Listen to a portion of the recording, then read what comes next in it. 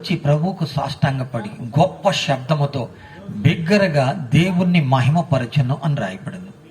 చూడండి, మనము సేవించున్న దేవుడు ఏమై ఉన్నాడో ఎరిగిన వారు మాత్రమే అలాగూ చేయగలుగుతారు. అందుకే ప్రభువు దగ్గరకు వచ్చిన నీవు ఆయనను సమాజ మందిరములో ప్రజలందరి ఎదుట చూడండి, నీవు ఆయనను ఘనపరచవలసి ఉన్నది. ఎవడైతే నన్ను మహిమపరుస్తున్నాడో నేను వానిని ఘనపరుస్తానంటున్నాడు, వాడిని మహిమపరుస్తానంటున్నాడు. ప్రభు దగ్గరకు వచ్చిన మనము పొందిన మేలులను బట్టి సిగ్గుపడాల్సిన అవసరం లేదు. అందుకే ప్రభు మన జీవితాల్లో మేలు చేసి వీరి యొక్క ప్రతిస్పందన ఎలా ఉంటుందా అని కూడా పరిశోధిస్తాడు. చూడండి, ఒక వ్యక్తి వారి జీవితంలో చేసిన మేలులను బట్టి ఎంత బాగా మంచి ప్రతిస్పందన చూపాడో. మొదటి రాజుల గ్రంథం 3వ అధ్యాయము 5వ వచనం తదుపరి 9వ వచనం. కాబట్టి వాటిని కూడా నీకు ఇస్తున్నాను, అంతేకాదు ఇది కూడా నీకు ఇస్తున్నాను.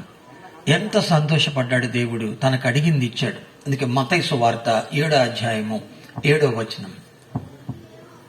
మీకు దొరుకును, తట్టుడి మీకు తీయబడును, అడుగు ప్రతివాడును పొందును, వెదుకువానికి దొరుకును, తట్టువానికి తీయబడును.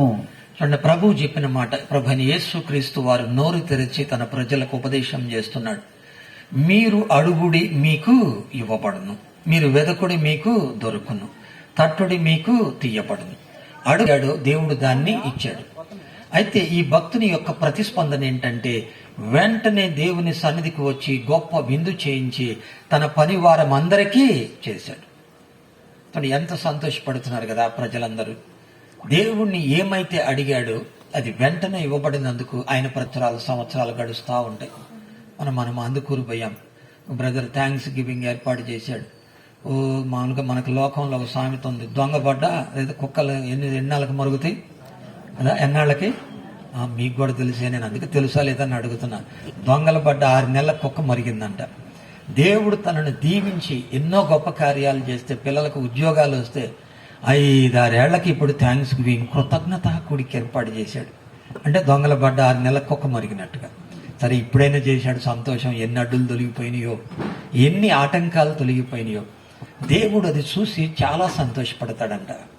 అది దేవునికి కృతజ్ఞత చెల్లించటం ఎంత ఇష్టం అంటే కీర్తనల గ్రంథము 69, 30, 31 వచనాల్లో రాయబడింది. కీర్తనల గ్రంథము 69వ కీర్తన 30వ వచనం, 31వ వచనం. దేవుని నామమును స్తుతించేదను, కృతజ్ఞతాస్తుతులతో నేను ఆయనను ఘనపరిచేదను. ఎందుకంటేను కొమ్ములను డెక్కలను గలగ కోడెల కంటేను అది యెహోవాకు ప్రీతికరము. చూడండి, కొవ్విన పదార్థముల కంటే అది యెహోవాకు ఎంతో ప్రీతికరము. కృతజ్ఞతాస్తుతి చెల్లించుట దేవునికి చాలా ఇష్టం. చాలా ఇంపైనది, అది ఇంపైన సువాసన గలది, ధూపము వంటిది. మహోన్నతుడైన దేవుడు చాలా సంతోషిస్తాడు. అందుకే కృతజ్ఞతకు వెంటనే, పొందిన మేలులకు వెంటనే ప్రతిస్పందన చూపగలగాలి. అయితే కొద్దిమంది జీవితంలో వారి అడిగింది ఇవ్వకుండా దేవుడు ఆలస్యం చేస్తాడు. ఈ విధంగా కూడా పరీక్షిస్తాడు. అప్పుడు ఏం చేస్తారు కొద్దిమంది, ఏముందలే, ఆడొక రాయిశ్రాం ఇక్కడొక రాయిశ్రాం అని వెళ్ళిపోతారు. కానీ ఆత్మీయ జీవితంలో మెలకువ కలిగిన వారు మాత్రము తొట్టిల్లరు. అట్టి వారికి దేవుడు ఒక శ్రేష్టమైన ఆశీర్వాదాన్ని ఇస్తూ ఉన్నాడు. కొరింథీయులకు రాసిన 2వ పత్రిక 12వ అధ్యాయము 7వ వచనం నుండి 9వ వచనం వరకు. కొరింథీయులకు రాసిన 2వ పత్రిక 12వ అధ్యాయము 7వ వచనం నుండి 9వ వచనం వరకు. నాకు కలిగిన ప్రత్యక్షతలు బహు విశేషంగా ఉన్నందున నేను అత్యాధికముగా హెచ్చిపోకుండా నిమిత్తము నాకు శరీరంలో ఒక ముళ్ళు, నేను అత్యాధికంగా హెచ్చిపోకుండా నిమిత్తము నన్ను నలగొట్టుటకు సాతాను యొక్క దూతగా ఉంచబడెను.